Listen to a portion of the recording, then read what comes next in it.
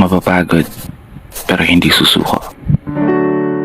Alam mo ba na may dalawang uri ng pagod na pwede mong madama?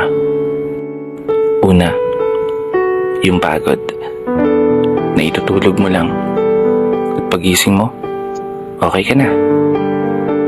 Pero may isang uri ng pagod na talagang kakaiba. Yun ay ang pagod na hindi nadadaan sa pahinga.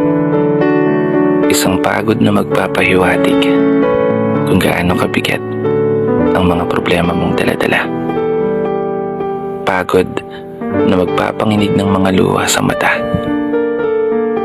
Pagod na magdidikta sa'yo para sabihin ayaw mo na. Mapapatanong ka na lang talaga, saan nga ba ang direksyon ng aking mga paa? Mga paang tila pagod na sa kakahakbang. Mga paang ngimay na sa kada tapak sa baitang ng hagdan. Isang hagdan na magdadala sa akin patungo sa isang palapag na pinapangarap ko. Mapapagod, pero hindi susuko. Magpapahinga, pero hindi hihinto. Para sa pamilya at para sa pangarap, palaging pipiliin na magpatuloy. Kasi alam mo, kung ang pagod ay kapalit ng magandang kinabukasan, wala kang dahilan para sukuan ng pagod. Wala kang dahilan para hindi ka bumangon.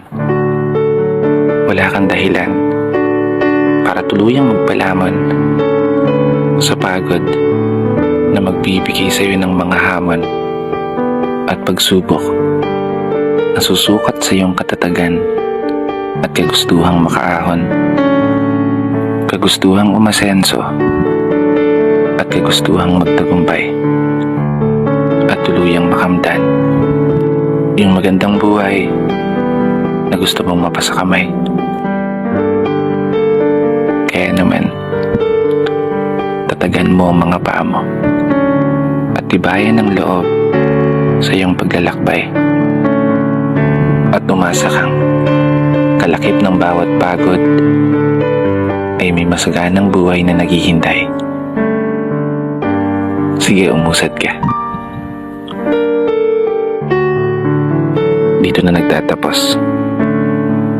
Kaya isang pagpupugay para sa lahat ng mga tao na patuloy sumasabay sa hamon ng buhay.